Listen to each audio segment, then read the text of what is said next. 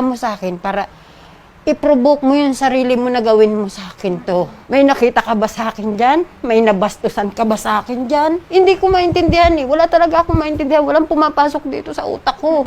Tama na itong isang ganti. Kaso po, sabi ko, hindi pa nahalata ni mama na nangyayari sa akin ng ganito. Wala pa po akong sapat na yung nagiganti kay mama. Kaya kailangan ko po na mahalata kami ni mama na may ganun na nga po. At yun po na nangyari po. Tapos nagdagan pa po na nagbunga. Yun na nga lang po pinagpapasalamat ko. Nalinaw-linawan po kami ngayon. Natulungan kami na para may ayos ulit, may balik kami sa dati. Kung kailangan namin maglayo para may ayos kami, okay na po sa akin yung ganun. So, ano ba yung plano mo ngayon dyan sa baby? Kasi po may tita po ako na nakuna ng anak. Sabi niya nga po sa akin, daw po wala pa po akong nagagawa sa buhay, wala pa po akong trabaho. Sa kanya daw na lang yung yung magiging anak ko. Ikaw po ba, ma'am, ay pabor doon sa kanyang desisyon? Hindi po. Ano po ang gusto niyong gawin dito sa baby? Total naman, naliwanagan na rin yung isip ko. Kinaya nga nila yung gawin. Alagaan nila yung anak nila. Hindi na kailangan pang ipasa mo sa iba yung responsibilidad na ginawa ninyo. Ibibigay mo sa tiyahin mo yung anak mo. Parang ginawa mo ulit yung nangyari sa ating tatlo.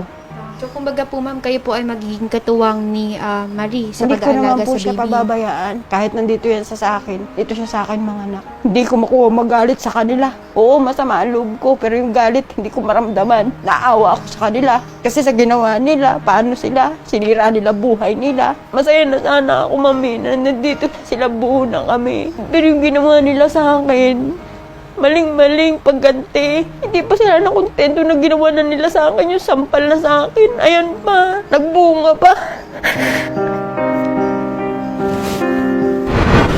Pwede lang po kung bukas po ako na umalis kasi po, kahit man lang po sa huling namin, sama-sama kaming kumain. Regarding dyan, baka hindi kita mapagbigyan. Kasi ang sabi sa akin ni Dr. Camille, kaharap naman kayo doon, na as much as possible, kailangan maghiwalay na kayong dalawa. Kasi kapag meron pang ganyan na naman na magsama-sama kayo, magkaroon na naman kayo ng bonding, baka doon mas lalo kang hindi Pupuntahan naman maghili. kita dun. Hindi naman kita pababayaan. Kahit na nandito pa yung ate mo. Kung makatabi yung kapatid ko maliit, hindi ko para kung saan pa. Gusto kong makatabi kumain. Kahit isang araw lang. Totoy para rin sa inyo to. Kasi bisitahin ka naman nila, mama. Hindi mo na kailangan pang patagalin pagbukasin yun. Kasi yun nga, may nakasalang-alang dito. Siguro pagtiisan mo muna sa ngayon yung gusto mo na magsama-sama kayo as a family. Kasi yun nga, sabi nga ni doktora, kailangan nyo na talagang mag-separate para tuldukan na itong nangyayari. Ma'am, ikaw, desisyon